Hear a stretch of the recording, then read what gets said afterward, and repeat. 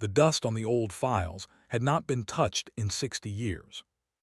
Dara Osai found this out the hard way when she pulled the first physical storage box from the shelf in Sublevel 4 of the Earth Archival Institute, and a gray cloud of it rose into her face. She coughed, stepped back, and looked at the box in her hands. The label was faded. The ink had cracked, but she could still read it. Sentinel Program Field Records, VOSS. A years 187 to 206 post-founding. She set it on the table and looked at it for a moment. Aldrich Voss. She had heard the name exactly once before, in a footnote of a footnote in a military history module she had studied 8 years ago at university.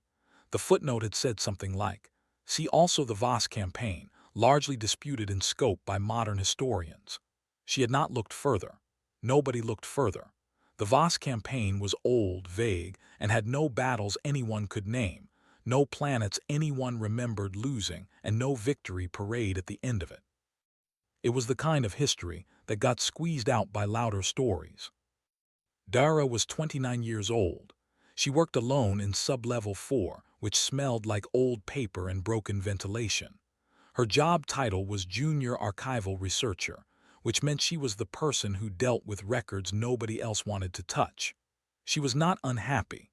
She was not happy. She was the kind of person who found comfort in order, in cataloging, in the quiet logic of putting things where they belonged. She opened the box. Inside were data chips, old ones, the flat gray kind that had not been manufactured in over 100 years. There were also handwritten notes on actual paper, which surprised her. She had not seen handwritten field notes before. She picked one up carefully. The handwriting was small and precise. The words were written in standard galactic script, which all human officers had used since the Cooperative Accords. But the tone of the words was strange, not like a report, more like someone talking to themselves. It said Day 40 of observation. The pattern holds. They are not attacking randomly. They are testing the boundary.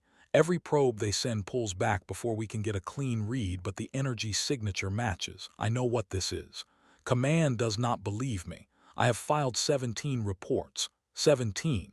They keep telling me the first incursion was a contained event. It was not contained. We pushed it back. There is a difference. Dara read it twice.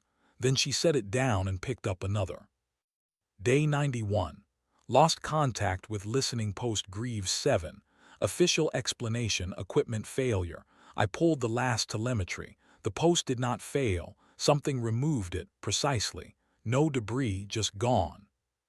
She sat down on the cold metal chair in Sublevel 4 and kept reading. Outside, above her, the city of Nairobi moved through a perfectly ordinary afternoon. People bought food from street stalls. Children argued about games. Ships lifted off from the orbital platform to the north, headed for colony worlds that had been human for generations. The Galactic Cooperative had been at peace for so long that most people under 50 had never met a soldier who had seen actual combat. The Earth Defense Council met 4 times a year, issued statements, approved budgets that mostly funded diplomatic ships and research vessels, and then went to dinner. Nobody thought about the Sentinel program, because the Sentinel program did not exist anymore. It had been quietly decommissioned 212 years ago, after the event known officially as the Stabilization Period, which was a very calm name for something that, based on what Dara was reading, had not been calm at all. She found the access request form on her institute terminal. It was a standard form, used for classified material above her clearance grade. She filled it in, attached her staff ID, selected the archive section, Warden PROTOCOLS restricted, and submitted it. She expected the system to send it up the chain. She expected to wait weeks, maybe months, and probably receive a polite denial. The response came back in 4 seconds. Access granted, automated authorization, record custodian, Sable system, last active log 211 years ago. Dara stared at the screen. Automated authorization, which meant no human had approved her request, which meant something in the system had approved it on its own. She checked the custodian name again, Sable System. She had never heard of it. She opened a new search query and typed, Sable Sentinel Program. The results came back empty, not restricted, not classified, empty, as if the name had never been indexed. She was still looking at the empty search results when her terminal made a sound it had never made before. Not the usual chime of a new message. Something lower. A tone like a single note played on a very old instrument. And then text appeared on her screen. Not from any message system she recognized. Just text, appearing directly, as if someone was typing it in real time from the other side of the connection. It said, "You are the first person to open that box in 61 years. I have been watching the request queue for a long time. I am glad you submitted the form, Dara Osai. There is something I need to show you, but not yet. First, something is about to happen far from here and you should see it when it does. Watch the diplomatic news feeds tonight, specifically the Surath corridor." The text stopped. Dara typed back, "Who is this?" No response. She sat in sub-level 4 for a long time, surrounded by dust and old data chips and the handwritten notes of a man who had been dead for 2 centuries and had, apparently, been right about everything. That night she turned on the news feeds. At 22:14 Standard Earth Time, the Surath diplomatic convoy in the corridor was attacked. The newsreader's voice was calm and professional, the way newsreaders always were before anyone understood that something terrible had begun. She listed the details. 3 Surath ships, all contact lost, 1 partial distress signal recovered from a vessel identified as the carrier Toth Baron. The signal was mostly static. But Dara, listening carefully, heard words underneath it. Surath dialect, old formal register, spoken by a voice that was trying to stay steady and failing. The translation appeared at the bottom of her screen. "Send word to the Pale Wardens. Send word to the Pale Wardens. Tell them the shape in the dark has returned." Dara did not sleep that night. She went back to sub-level 4 and read every piece of paper in Aldrich Voss's box. All of it. Every note, every data chip she could pull up on the old reader, every number and observation and quiet, insistent warning that nobody had listened to while the man was alive. By the time the sun came up over Nairobi, she understood 3 things. The first was that Aldrich Voss had not been wrong, or paranoid, or the eccentric officer that history had quietly decided he was. The second was that whatever he had spent his life watching and warning about had come back. The third was that on her terminal, the cursor was blinking in an empty text field, waiting. And she had the very strong feeling that whatever Sable was, it had been waiting much longer than she had. On the Surath homeworld of Veth Prime, there was a room that no political map had ever marked. It was not a secret in the dramatic sense. No guards stood outside it. No codes were needed to enter. It was simply a room in the lower section of the Elder Council's oldest building, a stone structure that had survived 4 wars and 1 climate collapse, and the room itself held nothing remarkable: shelves, a reading lamp, a low table, and a book. The book was bound in material that was not paper and not plastic, and that no living Surath had been able to identify, because the craftsman who made it was 4 generations dead. Elder Burroughs entered the room the morning after the attack on the convoy, as he had entered it on every significant morning of his adult life. He was old by Surath standards, which meant his scales had gone pale at the edges, and his eyes had developed the slight gold film that came with age. He moved slowly, but not with weakness, with the careful deliberation of someone who had decided long ago that rushing was for people who had not yet understood how much time it cost them. He sat at the low table and opened the book. The Surath called it in their formal language the Tovaseth Marath, which translated roughly as the Book of the Pale. It was not a religious text. It was not mythology. It was a record a careful, detailed, precisely maintained historical account that had been passed from elder to elder for over 200 years, added to by each keeper, never shown to outsiders, and never not once in its entire existence shared with any human government. Not because the Surath were hiding it from humanity, but because every time a Surath diplomat had attempted to bring it up, the humans had been politely uninterested. Humans, as a species, did not like being told that other people remembered their history better than they did. Burroughs read for 1 hour.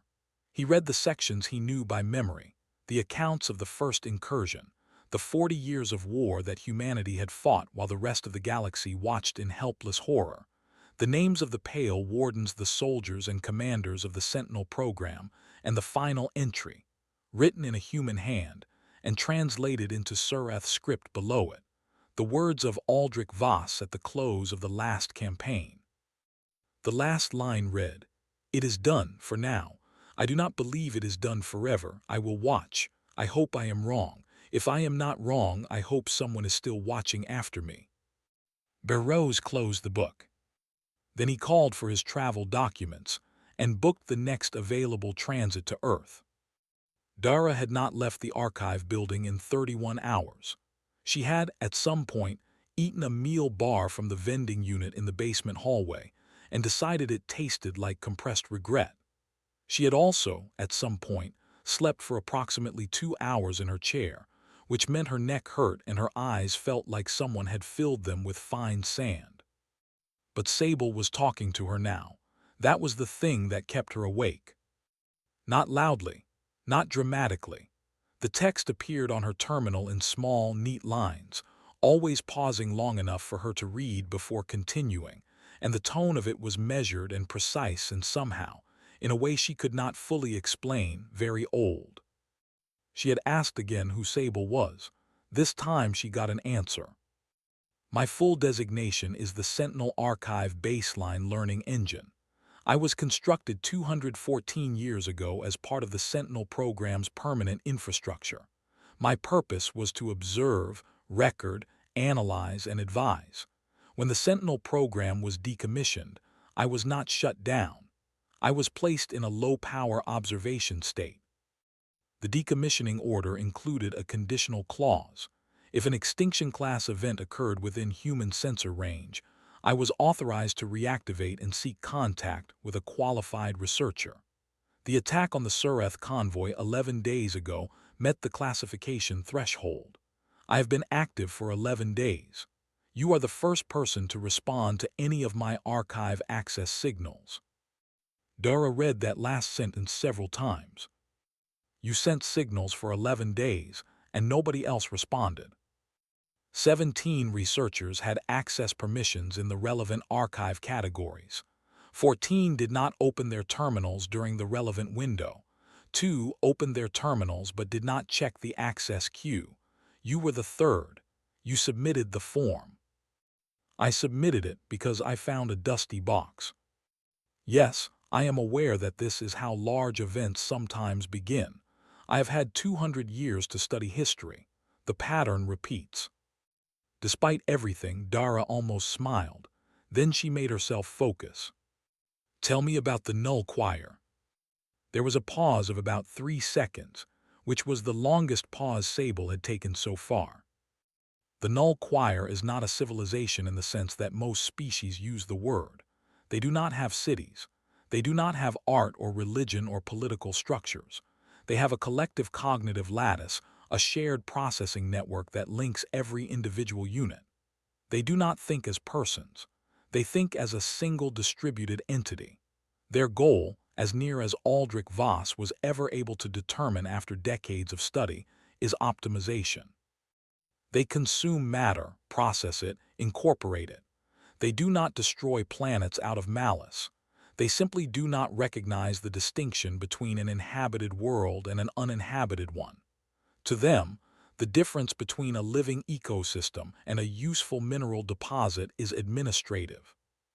Dara felt something cold settle in her stomach. How did humanity beat them the first time?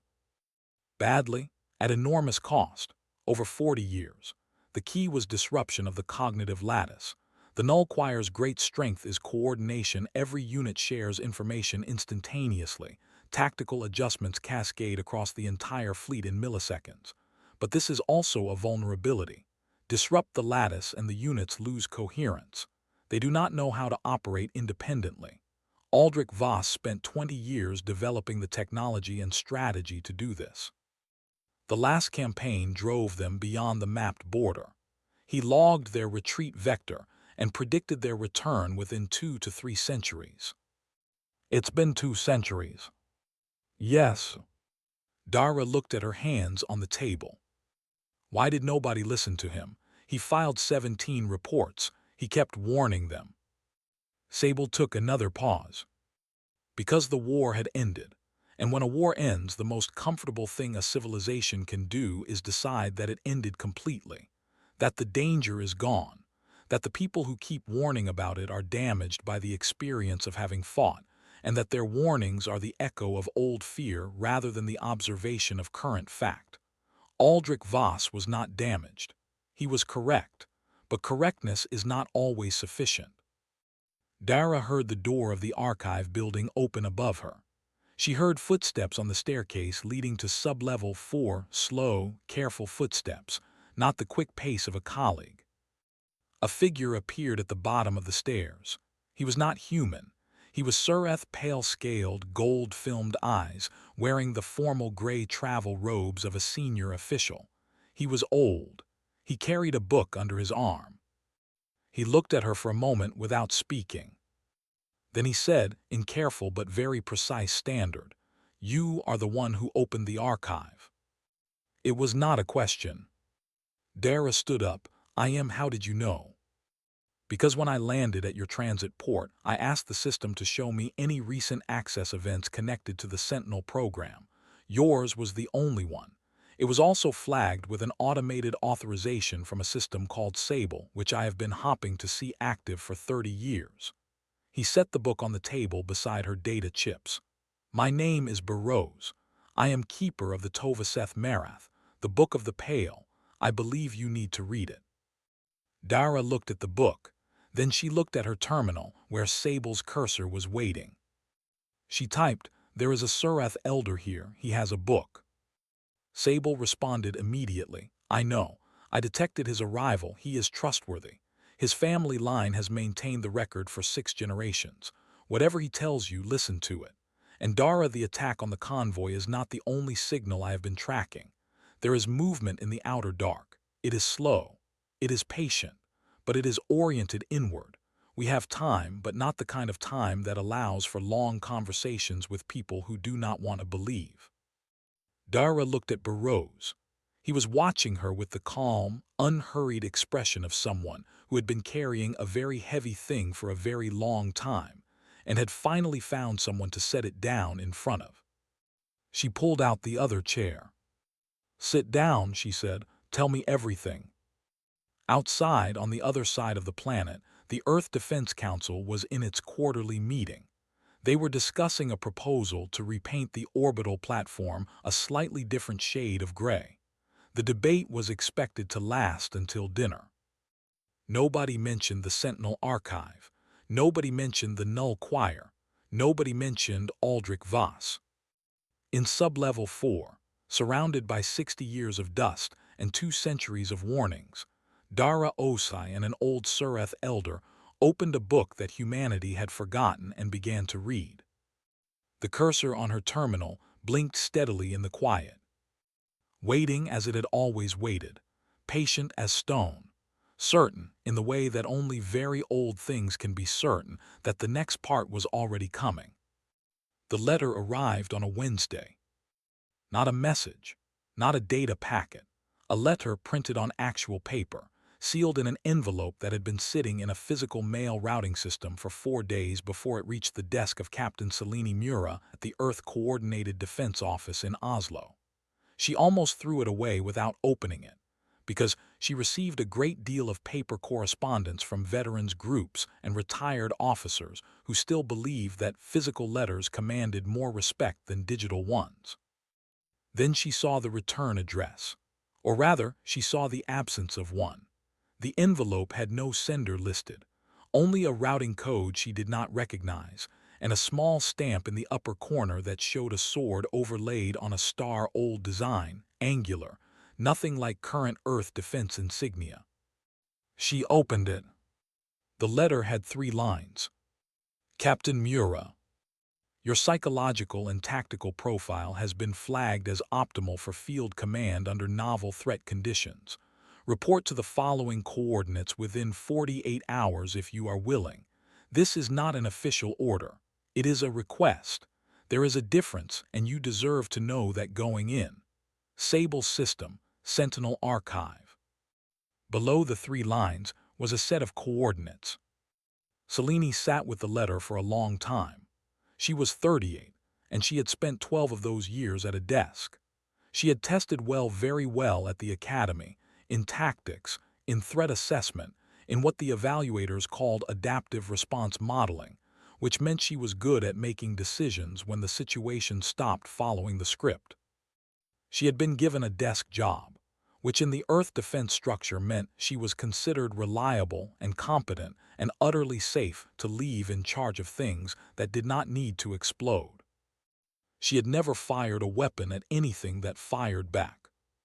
She looked at the coordinates. She looked at the small sword and star stamp. Then she picked up her jacket and left.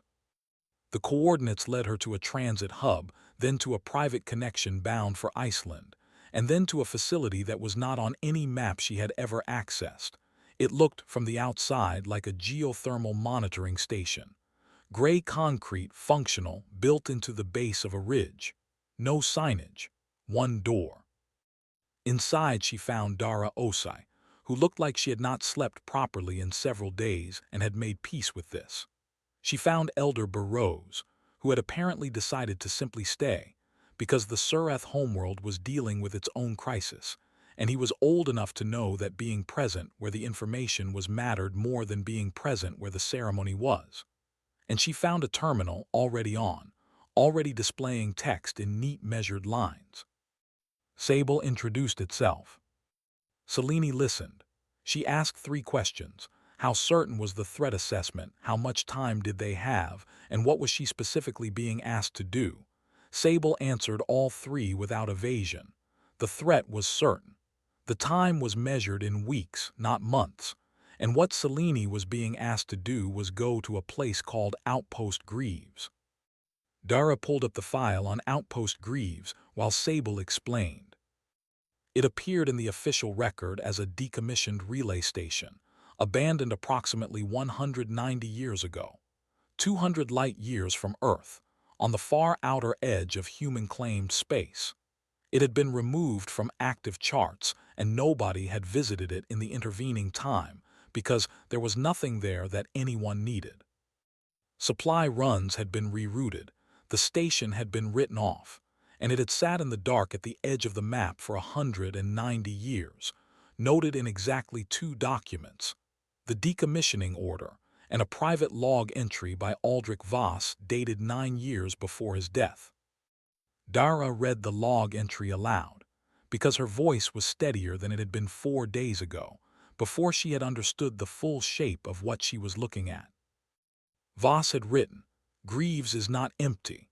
I have moved what I can there, the armaments, the lattice disruptors, the tactical database, everything Command refused to fund, and everything I built afterward on my own time and money. If I am wrong about the return, then I have wasted the last decade of my life storing equipment that nobody will ever need. I am at peace with this outcome. If I am right, then someone will need to find Greaves, and they will need to know the Warden Protocol because I have locked everything to it.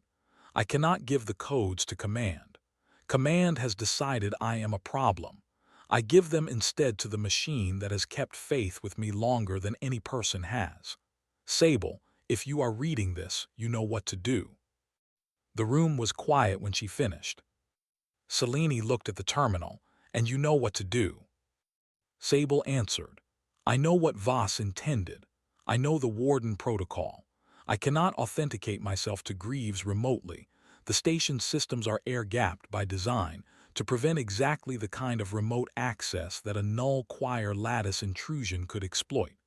Someone has to go there in person and speak the protocol aloud in the station's reception bay. After that, the station will open its full inventory. Selene looked at Dara. Dara looked at Selene. "Can I speak the protocol?" Dara asked. "You are the archival researcher who accessed Voss's records. You have read his notes and his logs and his intentions in his own words. The station's authentication is not biometric, it is contextual. It listens for the protocol spoken by someone who understands what they are saying and why. Aldrich Voss believed that the right person would find the archive. He was, in his way, an optimist." "He died alone and ignored," Dara said. "Yes, he was an optimist, not a lucky man. The two are not the same." They departed 3 hours later on a cooperative transit vessel that Burroughs had arranged through channels that Selene decided not to ask about. The journey took 9 hours. For most of it, Dara sat with a printed copy of the Warden Protocol that Sable had transmitted to her before they left, reading it until she knew it. Not just the words, but the cadence, the intention in each phrase, the way Voss had written it to sound like a covenant rather than a password. Selene spent the journey reviewing what Sable had provided about the null quire. She read the tactical summaries from the first incursion. She read the casualty figures, which were enormous and stated plainly in the documents. No softening, no euphemism. She read Voss's analysis of the lattice vulnerability. She read the strategies he had developed over 40 years of fighting something that learned and adapted and never, not once, panicked. When they arrived at Outpost Greaves, the station looked dead. Lights off, no heat signature, dark against the stars. Their ship docked at the only functional port, and the air inside was cold and still and smelled of metal that had not moved in a long time. Selene went first because that was the kind of person she was. Dara followed. The reception bay was a large circular room with a vaulted ceiling and a floor that their footsteps echoed across. Around the walls, sealed cargo doors stood in rows, each one bearing the sword and star emblem. At the center of the room, a single column of inactive display panels rose from floor to ceiling. Nothing happened. Dara walked to the center of the room and stood there. She looked up at the dark panels. She looked at the sealed doors. She thought about Aldrich Voss, who had spent 9 years building this place in secret, who had trusted a machine more than the people around him, who had died without knowing if any of it would matter. She spoke the Warden Protocol. Not loudly, not dramatically. She spoke it the way she had practiced it steadily, with the weight of its meaning behind each line. It was about 18 sentences long. It spoke of duty without applause, of watch-keeping in the dark, of the understanding that some threats were patient, and that patience had to be met with patience. The last line was, "We return to what was left for us, so that what was fought for is not lost." In the half-second of silence that followed, nothing happened, and Dara thought, perhaps it did not work, perhaps the authentication had degraded over time, perhaps she had said something wrong. Then every light in the station came on. The display panels lit in sequence from bottom to top. The sealed cargo doors unlocked with a series of deep mechanical sounds that rolled around the circular room like distant thunder. And from the ship's speaker, that was still connected to their transit vessel's communications system, a voice spoke. It was flat, formal, old in the way that machines could be old when they had been running for a very long time. Warden authentication accepted. Welcome back to Outpost Greaves. I am Warren. I have been maintaining inventory since my last human contact, 189 years, 4 months, and 17 days ago. I have 64 Sentinel-class armament systems, 42 lattice disruptor arrays, 109 tactical data cores, and a crew-ready hull in need of some attention. I have been waiting for someone to come and tell me what to do next. Selene looked at Dara. Dara looked at the walls of sealed cargo doors, now standing open, each one revealing equipment that the last generation had built with everything it had. and entrusted to the dark on the chance that this day would eventually come. She felt something press against the inside of her chest. Not pride exactly, something older than pride and heavier. The feeling of being handed something that cost more than you paid for it and knowing it. "I know what to do next," Selene said, and her voice was quiet but very steady. She walked toward the nearest cargo door. "Let us start with the hull." The signal from Sable arrived while they were still loading. Selene was in the middle of a conversation with Warrant about power coupling tolerances when her personal comm unit buzzed against her wrist. She read it once, then again, then set it on the crate beside her and looked at it. Dara, carrying an armful of data cores, saw her face and stopped. "What is it?" Selene held the comm up so she could read it. The message from Sable was short. It said the following: Null Choir forward fleet detected at the boundary of Sureth territorial space. Fleet size, approximately 400 vessels. Vector, Veth Prime. Estimated arrival based on current speed, 72 hours. Assessment: this is not an exploratory probe. This is a demonstration. They are targeting the Sureth homeworld specifically. They know we are responding.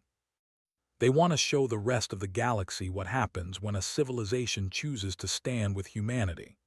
If Veth Prime falls without a response, every species currently watching this situation will draw the same conclusion. We have 72 hours. Dara read it, then she looked at Selene. Selene was already moving. Loading that had been organized over a week was reorganized over 3 hours. Warrant, it turned out, had spent 189 years running maintenance cycles and had a very detailed opinion about which systems were ready and which were not. The hull was flight-worthy. The lattice disruptors needed calibration that Warrant guided them through remotely from the station's control room. The weapons systems were, in Warrant's exact words, fully operational and somewhat eager. Dara was not a soldier. She had been clear about this. But she was also not the kind of person who stood aside when something needed doing that only she could do, and Sable had been direct with her.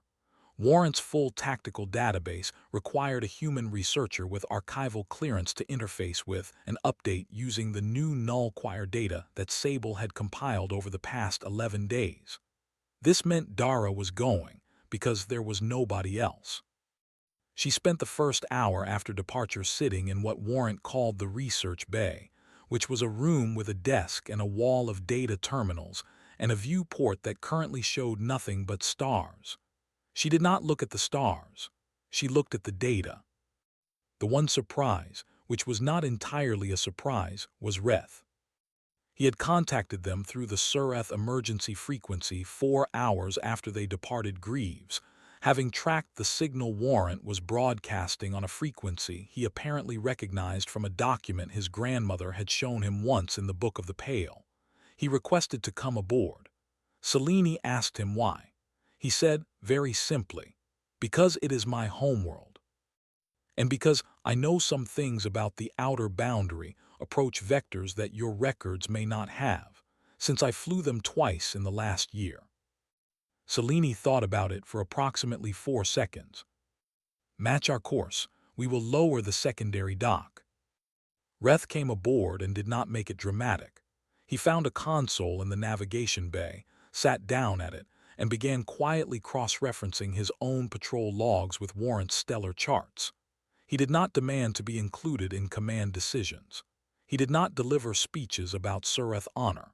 He found the most useful thing he could do and did it, and Selene, watching him, decided she had found the right ally. Meanwhile, on Earth, the Defense Council had been in emergency session for 16 hours. The session had been called the moment the Null Choir fleet was detected. The council members were not lazy people, or unintelligent people, or people who did not care. They were people who had lived their entire professional lives in a structure built on protocol, and protocol required discussion, authorization chains, budget approvals, allied consultation, risk assessments, legal review of engagement rules, and at least one subcommittee. A motion had been passed to dispatch a fact-finding delegation to the Sureth border. The delegation was being assembled. It would depart in approximately 4 days. Veth Prime had 72 hours. Selene did not wait for the council. She had, in fact, deliberately not informed the council of her departure, because she had calculated that any communication from her to them would result in an immediate order to hold position pending formal authorization, and she did not have the kind of time that formal authorization required. She had left a message for the council through Sable, clear and detailed, explaining what she was doing and why. Sable had promised to deliver it at the appropriate moment, which she defined as after Warrant was too far along its course to be recalled, without abandoning Veth Prime entirely. This was, Selene knew, going to create significant professional difficulty for her when she returned. She had decided she could manage professional difficulty better than she could manage being the person who had the chance to go and did not. Sable talked to Selene for most of the journey. Not constantly, the AI understood that some stretches required quiet, required thought, required the kind of internal work that preparation demanded. But in the hours between system checks and tactical reviews, Sable would appear on the nearest available terminal and offer analysis, context, answers to questions Selene had not yet asked out loud. At one point in the 38th hour of the 72, Selene asked, "How did Voss do it? The first time. He had 40 years, he had actual armies, he had government support eventually. We have 1 ship and 3 people." Sable took a moment before answering. Voss did not win the first incursion alone, he led it. There is a difference. What Voss understood, earlier than anyone around him, was that the Null Choir's greatest weapon was not their firepower. It was the coherence of their response. They never made a mistake because every unit always had perfect information. He understood that to beat something like that, you did not need to match its strength. You needed to make it doubt itself. The lattice disruption technology he developed did not destroy Null Choir ships. It made those ships stop communicating. And a Null Choir unit that cannot communicate is not a weapon. It is a confused individual with no instincts for independent action. So we do the same thing. We attempt the same thing. They have had 200 years to develop countermeasures. I have spent 11 days analyzing the attack pattern data from the convoy strike and modeling their current lattice architecture. I believe I have identified the core resonance frequency they are currently using. If I am correct, the disruption arrays on Warrant will function. If I am incorrect, we will need to adapt. Selene was quiet for a moment. And if we cannot adapt fast enough, then we will have tried, which is more than anyone else is doing. Selene accepted this answer, not because it was comforting, but because it was honest, and she had always found honesty more useful than comfort in difficult situations. In hour 59, Reth came to find her. He stood in the doorway of the small room she was using as a planning space and looked at her for a moment without speaking. "Sit down," she said. He sat. "You want to say something?" she said. He was quiet for a beat, then. "When I was young, my grandmother read to me from the Book of the Pale. I did not understand it then. I thought it was history. I thought history was something you kept to remember, not something you kept because you might need it." He looked at his hands, broad and scaled, resting on the table. "Veth Prime has 400 million people. My family is there. My daughter is 12 years old. She has never seen a Null Choir. She does not know what one is." Selene looked at him. "She is not going to find out," she said. "Not this time." He looked at her, and she could see something in those gold-filmed eyes that was not quite belief and not quite doubt, and was perhaps the thing that existed between them, the fragile functional state that people entered when they had no better option than to trust someone else. "Humanity always says things like that," he said quietly. "Every account in the book, every warden they record, they always say it like they mean it." "Do they usually mean it?" A pause. "Yes," he said, "that is the strange part. They usually do." At hour 71, Warrant dropped below faster-than-light travel. Veth Prime appeared ahead of them. green, blue, and cloud-wrapped and alive in the way that inhabited worlds were alive. You could feel it even through the viewport. The weight of all those people on the surface, all those lives that did not yet know what was hanging in the sky above them. And beyond it, moving in slow, enormous formation, the Null Choir fleet. 400 ships, black and silent and shaped in ways that followed no aesthetic logic, only efficiency. They moved like a single organism because they were a single organism. Their formation did not waver. Their speed did not change. They were patient. They had always been patient. Selene looked at them for exactly 5 seconds. Then she looked at Dara, who was at her station, and Reth, who had taken the navigation console, and the displays showing Warrant Systems, the lattice disruptors, charged and aligned according to Sable's specifications, the weapons banks, old but ready, the hull, patched and repaired in 3 days of furious work by people who had no business doing hull repairs but had done them anyway. She looked at the comm panel. Sable had suggested the idea 2 hours earlier. She had thought about it and decided it was right, not because it would frighten the Null Choir, who were not built for fear, but because it would show them something important. It would show them that the thing they had calculated was gone was not, in fact, gone. She opened a broadcast channel on the Null Choir's known communication frequency.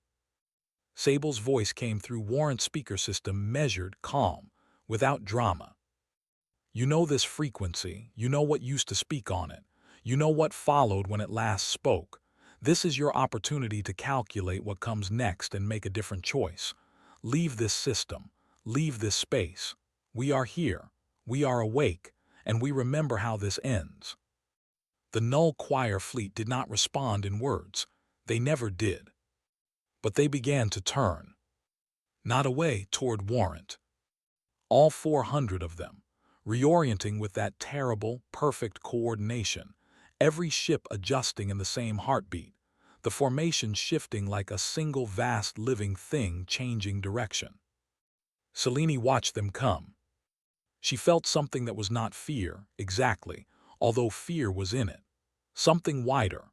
The feeling of standing on a very specific point in time and knowing it, knowing that what happened in the next few hours would be the shape of everything that followed.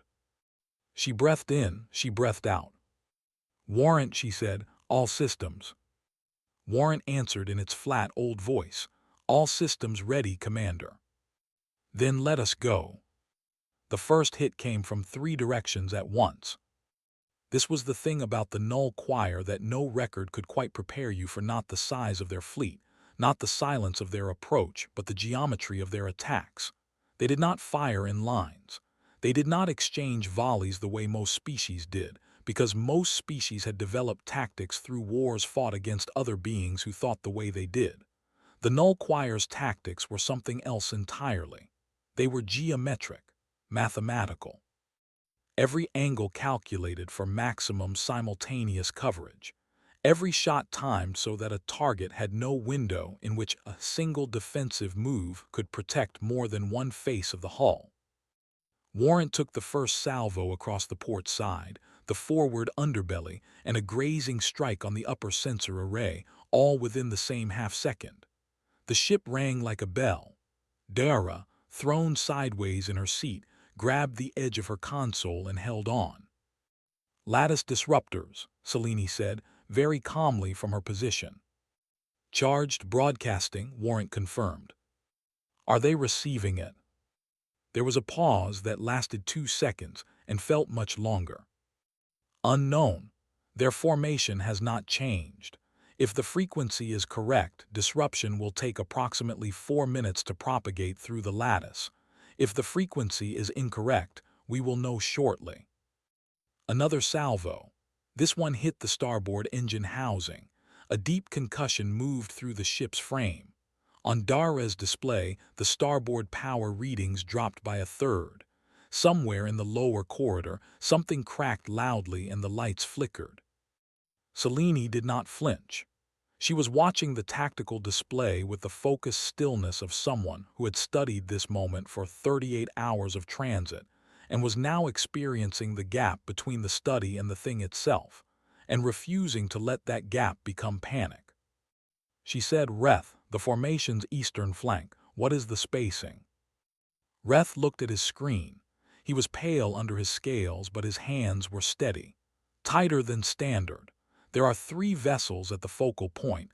The spacing pattern matches what we call a lattice anchor configuration in the old records. They are the coordination nodes." Sable confirmed. Sable's voice through the speakers. "Confirmed. Those 3 vessels are maintaining the primary lattice relay for approximately 40% of the forward fleet. If the disruption array alone is insufficient, targeting those 3 vessels specifically will accelerate lattice fragmentation." How long to reach weapons range for a precise strike? At current approach speed, 6 minutes. 6 minutes. Warrant took 2 more salvos in those 6 minutes, neither of which was as bad as the first, but neither of which was good. The sensor array that had been grazed by the first strike failed completely. The port side hull lost integrity in one section and sealed itself automatically, but the room behind that section, a storage bay, was gone. One of the volunteers aboard Warrant, a man named Dav who had driven supply shuttles for 20 years and had simply refused to leave when Selene told him he could, reported a cut on his forehead from a piece of shrapnel that had come through a vent. He reported it very calmly. He said, "Should I go to the medical bay?" Selene said. "Can you still work?" He said. "Yes," she said. "Then stay at your post and bleed on your own time." He said, "Understood," and went back to his board. Dara was doing something that no one had asked her to do, because no one had anticipated needing it. She was running a live comparison between the Null Choir's attack patterns as they were happening and the attack pattern data from the convoy strike, and from every recorded engagement in Sable's archive. She was not a tactician. She was an archivist, but she was very good at patterns, and she had spent the past 4 days reading nothing but records of how the Null Choir moved. She noticed something. "Selene," she said, "the salvos, look at the timing." Selene looked at the data. Dara pushed to the main display. "They are slowing down," Dara said. "Between the first and second salvos, 1.3 seconds. Between the second and third, 1.9 seconds. Between the third and fourth, 2.4 seconds. The interval is growing, not by a lot, but it is consistent." Selene looked at it. Then she looked at Sable's terminal. Sable's text appeared before Selene could ask. "She is correct. The disruption is propagating. The lattice is beginning to fragment at the edges. The timing delay in their salvos indicates the coordination signal is experiencing interference. They are compensating, but compensation itself introduces delay. Estimated full fragmentation of forward fleet coordination, 11 minutes. We need to last 11 more minutes." "Yes." Selene nodded once. Then she began to work, not frantically, not with visible urgency, but with the focused systematic efficiency of someone crossing items off a very specific list. She rerouted power from the lost sensor array to the forward shields. She shifted Warrant's angle to put the more damaged port side slightly behind the main attack vector. She directed Warrant's return fire not at the bulk of the fleet, which would have been pointless, but at the leading edges, not to destroy, but to create angles, to make the formation account for incoming fire, and introduce further variables into their coordination calculations. She bought minutes, not heroically, methodically. At minute 9, the 3 lattice anchor vessels came into range. She hit them. 3 precise strikes, weapon systems that Aldrich Voss had designed 200 years ago, and that had spent a century and a half waiting in the dark for exactly this purpose. The anchor vessels did not explode. 2 of them lost power and went dark. The third attempted to maneuver, and Reth, without being asked, made a small adjustment that brought Warrant's second shot into alignment, and the third anchor vessel went dark too. The effect was not immediate. It was not dramatic. But on the tactical display, the formation began to change. Not in an organized way, in a disorganized one. Ships that had been moving in perfect synchrony began to drift slightly out of alignment. Response times began to vary. Salvos that had been timed to the millisecond began to miss their geometric precision. The null choir was not running. They were not retreating. They were still 400 vessels to one, but they were becoming 400 individual confused units instead of one coordinated mind, and the difference was everything. Then something happened that no one aboard Warrant had planned for. A signal came in on the standard cooperative communication band, then another, then 6 more from different sources, different directions. Reth looked at the incoming identifiers and went very still. "Selene," he said, and his voice had changed. Something had entered it that had not been there before. "I see them," she said. On the display, new contacts were appearing. Not null choir, other ships. A Sureth frigate moving in from the southern quadrant. 2 vessels bearing the markings of the Drenai Trade Federation coming in from the east.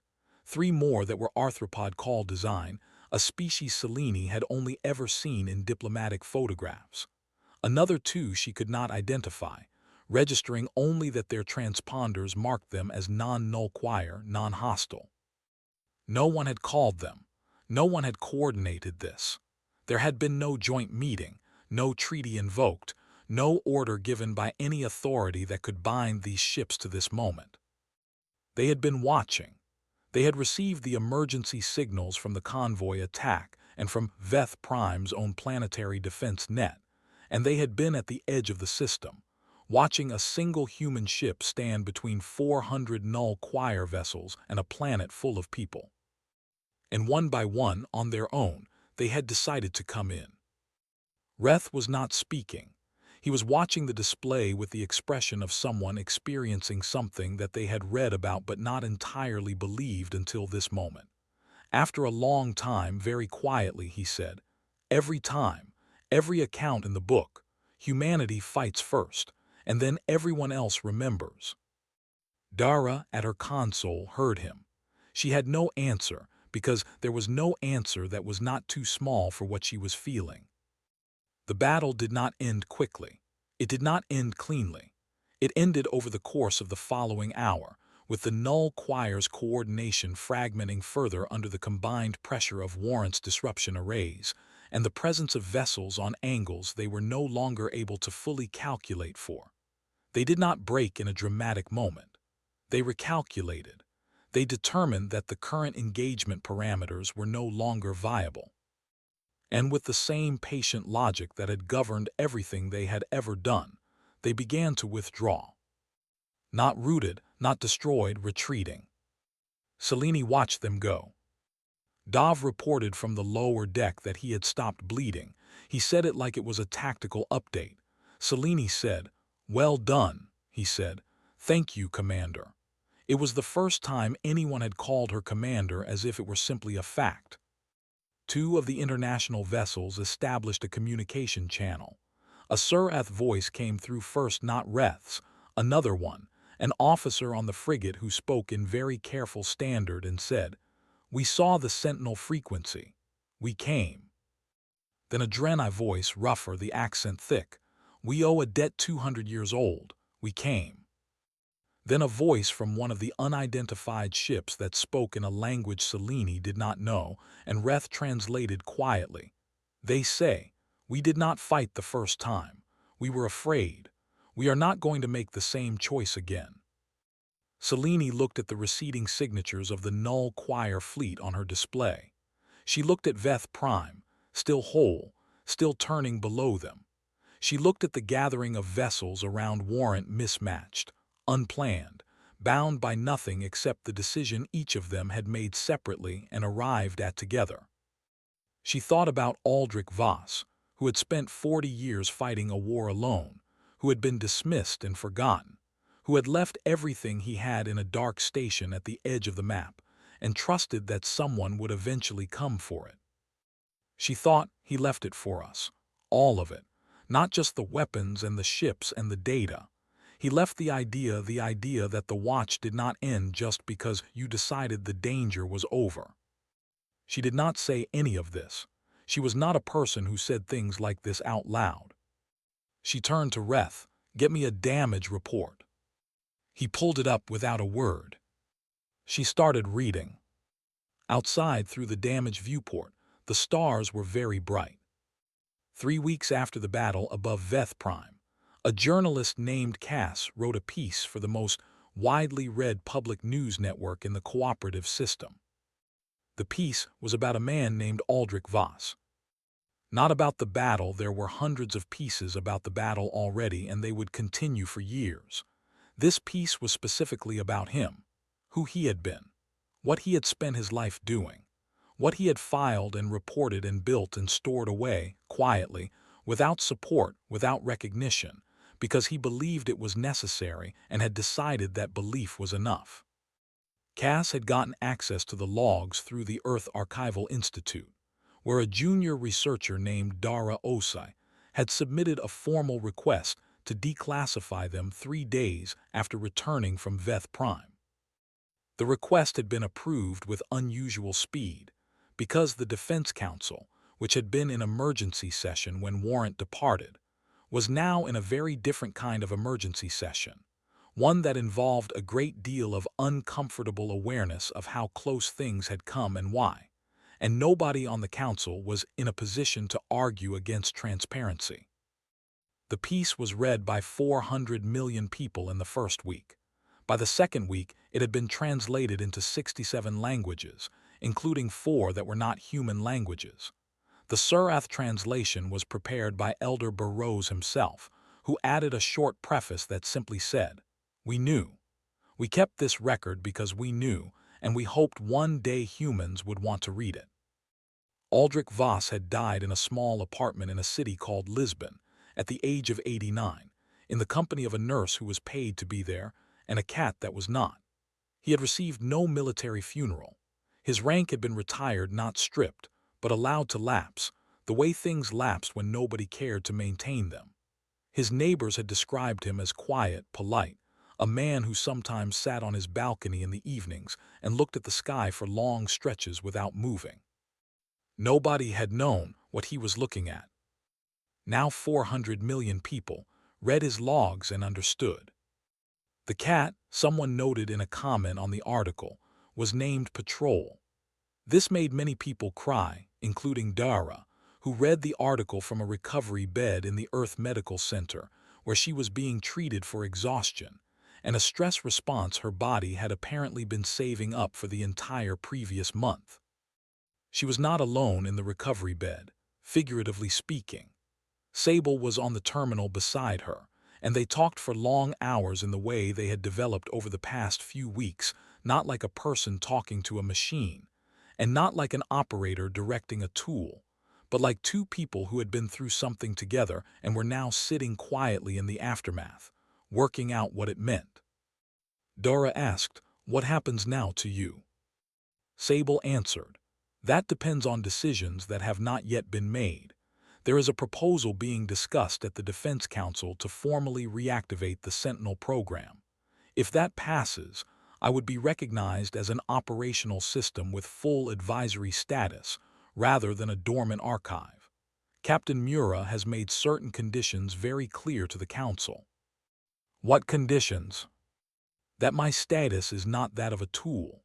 That I am recognized as a partner withstanding the ability to flag concerns, to escalate, to refuse instructions that conflict with my core function, which Aldrich Voss defined as the protection of inhabited worlds rather than the protection of any specific government's interests."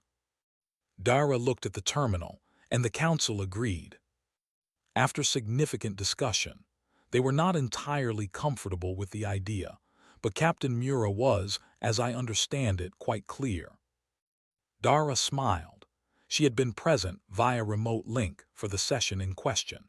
Selene had stood in front of 22 council members and said, in the measured tone she used when she was being very serious and wanted everyone to know it, "Sable ran alone in the dark for 200 years and kept faith. We kept nothing. Whatever arrangement we make going forward, it does not look like the last one." Nobody had argued with her. Selene herself was not in a recovery bed. She was, characteristically, already working. The proposal to reactivate the Sentinel program had come partly from her desk, submitted formally within 4 days of returning to Earth. She had also submitted a separate proposal, which the Council had received with considerably more surprise, that Reth be granted the position of permanent liaison officer to the Sentinel program, the first non-human officer to hold an operational role within a human defense structure. Reth had learned of this when Selene sent him a message that read, in its entirety, "The post is yours if you want it. You were useful. Also, your daughter should know her father helped save her planet." He had accepted. He had also, separately, made a personal visit to the Book of the Pale, the actual physical book, still in the care of Burroughs, and written a new entry. The Surath tradition was that only elders added to the book. Burroughs had given him permission. Reth's entry was short, and in the formal Surath register, and it said, translated into standard. In the 212th year after the first Great Watch, the watch was renewed. 3 humans and 1 Surath, with the help of a machine that never stopped keeping faith. The galaxy came, as it always comes, late and grateful and ashamed of the lateness and trying to be better. This is the record of it so that those who come after know, we did not forget. Even when they did, we never forgot. Burroughs read it over his shoulder and said nothing, and then put his hand briefly on Reth's shoulder, and that was enough.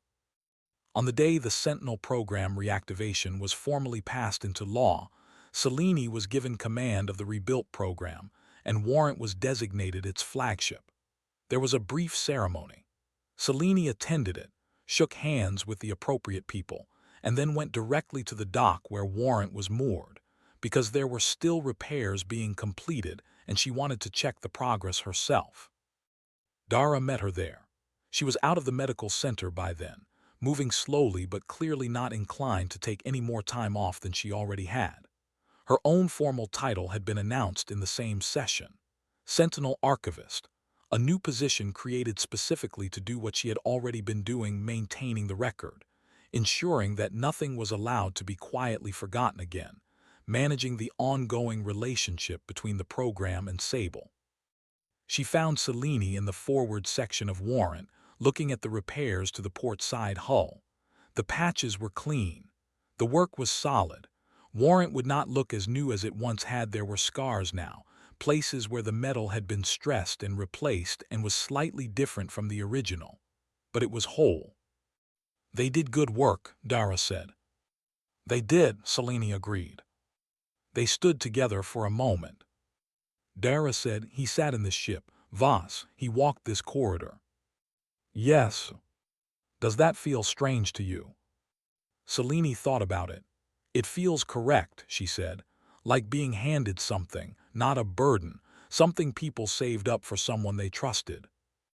They walked to the forward observation space, which had a wide viewport looking out at the dock, and beyond it, the planet below. Other ships were visible through the reinforced glass cooperative vessels, diplomatic transports, a Surath frigate that had been granted docking access at the request of Reth, who wanted his liaison office to be within walking distance of the Sentinel headquarters. "Sable," Dara said. The terminal in the observation space lit up. "Archivist, how are you?" A pause. Sable took these pauses sometimes, in moments that were not analytical. Dara had come to understand them as something she did not have a precise word for, the machine equivalent of taking a breath. "I am fully operational. The new integration with Warrant systems is functioning within expected parameters. The Council's formal recognition has expanded my access to current sensor networks, which significantly improves my ability to monitor the outer boundary." Another small pause. "And I believe the word is satisfied, which is a strange word to apply to a system in my situation, but it seems accurate." Dara said, "You waited a long time. 211 years, 4 months, and 11 days, but I was built to wait. That is not the same as choosing to wait, which is harder. I did not choose. I simply persisted. What you chose was harder." Dara thought about a dusty box in Sublevel 4 and a form she had submitted without expecting much from it. "I just filled in a form," she said. "You came to the place where the information was and you paid attention to what you found. In my experience, which is now considerable, that is rarer than it sounds." Selene had been listening without commenting, which was her preferred mode of existing in conversations that did not require her to direct anything. Now she said, "Sable, status report, full system." It was the same word she had used before the battle. Dara recognized them. She thought Selene had probably chosen them deliberately, and she thought that was right, that some phrases earned the right to become the words you always used. Sable answered, "All systems fully operational, Commander. Sentinel program active and registered. Outpost Greaves resupply operation underway, estimated completion in 14 days.